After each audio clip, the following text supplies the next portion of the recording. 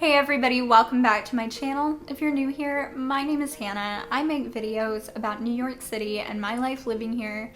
And today's video is gonna be a little different. We're just gonna have a nice, cozy, sit-down chat about how to cope with loneliness and homesickness when you move to a new city or a new place away from your friends and family. Homesickness and loneliness can be really hard to deal with right when you move somewhere new, but it can also pop up at any time, even if you've been away for a while. I've been living away from home since I was 18 years old. I've been in New York City for 2.5 years, and I was inspired to make this video because I have been feeling this way. I found out a couple of weeks ago that for the very first time ever, I'm not going to be able to visit my family for Thanksgiving. I know to some of you this might not seem like a huge deal, but for me, I just love the holidays. I love visiting family, and I'm very fortunate that I still get to go for Christmas, but this just really got me down. And I think that the holidays are probably a time that a lot of people struggle with this sort of thing. So I just wanted to make a video and talk about some ways to cope so that hopefully if you're dealing with this, I can help you in some way. So if you're watching this video, you're here for one of two reasons. Number one being that you are a wonderful subscriber and you watch all of my videos to be supportive, in which case, thank you, I love you so much. Or two, you're feeling sad and lonely and you searched the title of this video or something similar and you're looking for some help or somebody to relate to, in which case, I am so sorry that you're having a hard time. Being lonely and homesick can be one of the absolute worst feelings in the world. So my heart really goes out to you. Before we even continue this video, I just want you to lean into that feeling. You're feeling sad, it's all right. Go get your nice warm beverage of choice. I've got a cup of coffee here. If you want tea, whatever, go for it. Pause the video, I'll wait. Okay, so now that you've done that, let's get into how to cope with these awful feelings. So the first thing is just to take some time to be sad. Whether you need a whole day, an afternoon, a couple of hours, whatever it is, take that time and allow yourself to feel your feelings. Maybe that's what you're doing right now and that's how you ended up here. And if so, great, you're on the right track.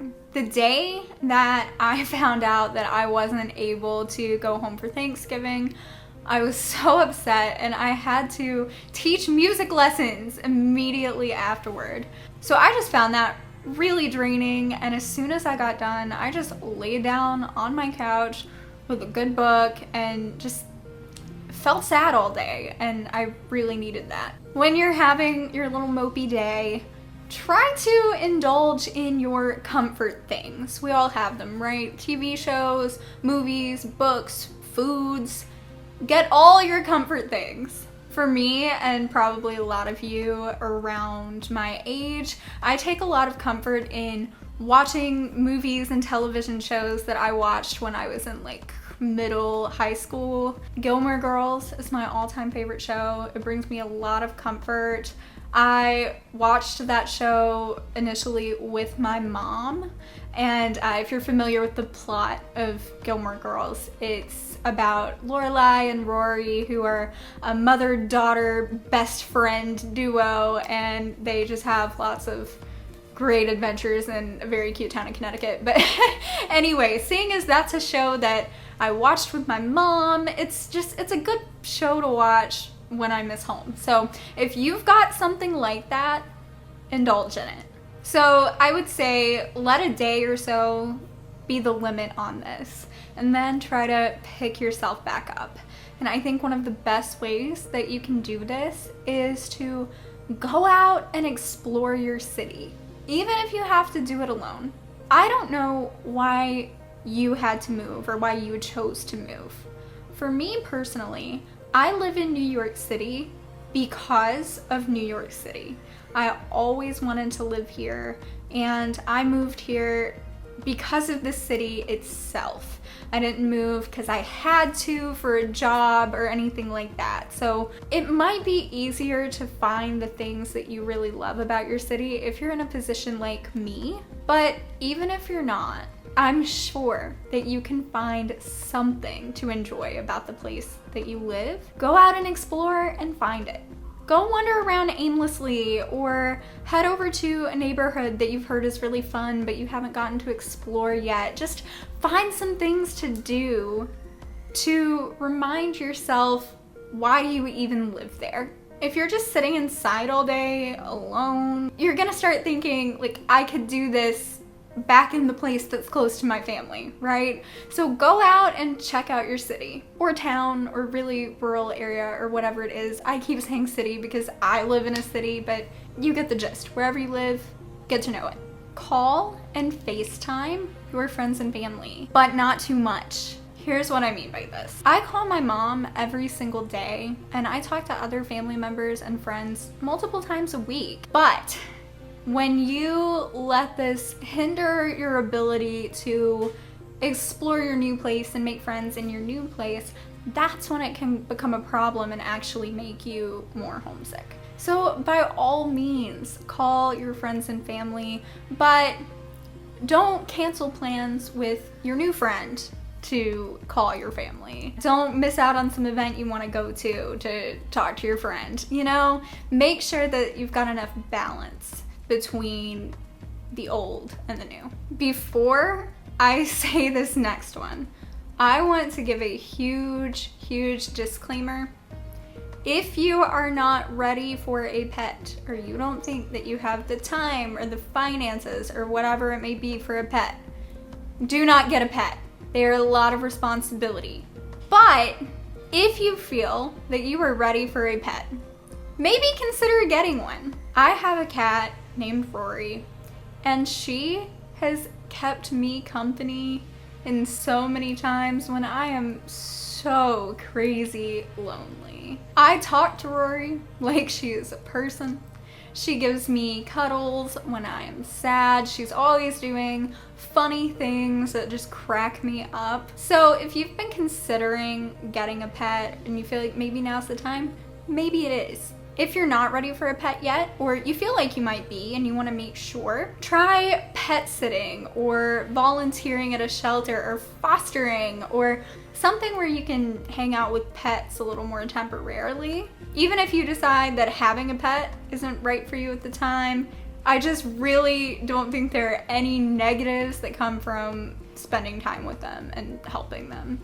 Before this next one, I just want to throw in a little disclaimer that I realize that I don't have it near as rough as a lot of people do. I live an 11 to 12 hour drive from my family.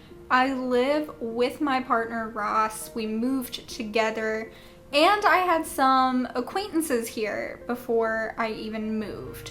I cannot imagine what it's like to go somewhere where it's really just you. Or, you know, my best friend when I was in graduate school, Alyssa, she's from South Africa, and she was going to school in Cincinnati with me. And, you know, I can't imagine how hard it was for her being so far from home. So I know I have it easier than a lot of people. That being said, like I said, I had some acquaintances here. And now those acquaintances are some of my very best friends, because I made an effort to go see these people and become close friends with them. So if you move somewhere that you've got acquaintances, or maybe your friend has a friend here or whatever, use those connections. Go hang out with those people, make an effort, and maybe they or somebody that they know are gonna end up becoming your closest friends. If this is not the case, and you literally don't have anybody where you are, for one, my heart really goes out to you. I'm sure this is hard, but find something that you like to do and find some sort of group activity for it. If you like to read, join a book club. You like animals, go volunteer at a shelter. Whatever that thing may be for you, go do those activities alone, and you'll probably find some people there. Now, making new friends is not going to keep you from missing your old ones, but there should always be room in our hearts for more friends, right? Go meet some great people. I work from home a lot of the time. I'm not gonna get too much into my job right now, but I teach music lessons, and since the pandemic, a lot of those are virtual music lessons. And even when I'm going in person, you know, the only people that I'm around really are kids. And I also do some freelance social media consulting as well, which is all at home on my computer. So for me, obviously the music lessons pretty much need to be done from home because I need my instruments and my books and equipment, and it needs to be quiet and all of that. But sometimes I'm also just lesson planning or trying to virtually network with other musicians, update my website, doing the social media consulting things that I can really do from anywhere. And I find it really helpful for my sanity to go out to a coffee shop to work. You could also try a co-working space. I've never done that, but I know people who really like it. And that change of scenery and just the social interaction that you get even from just ordering your coffee and saying hello to the barista, or sitting in a space with other people, even if you're not speaking to them, really helps with that feeling of isolation. Also, the last time I did this, I found the absolute most adorable coffee shop I've ever been in my entire life, so you might be able to find some fun new places as well. Try to always have a visit with your family or friends planned. Even if it's several months away, it gives you something to look forward to. Right now, even though I'm sad about missing Thanksgiving, I have plans to go see my family for Christmas, and I'm clinging on to that. I'm counting down to it. I'm so excited. And having that to look forward to is just gonna keep your spirits a lot higher, even if it is several months away. The last thing on this list is just to make your home, your physical space, feel like home. Decorate it with things you like, keep it clean, make it somewhere that you like to be, make it a sanctuary. Make your home somewhere that feels cozy, comforting, and that you enjoy being there. I truly hope that you found this video helpful, or at least comforting, to know that you're not alone in this. You're absolutely not. So many of us struggle with loneliness and homesickness, and it sucks, but it's okay. You're gonna get through it. You're gonna be all right.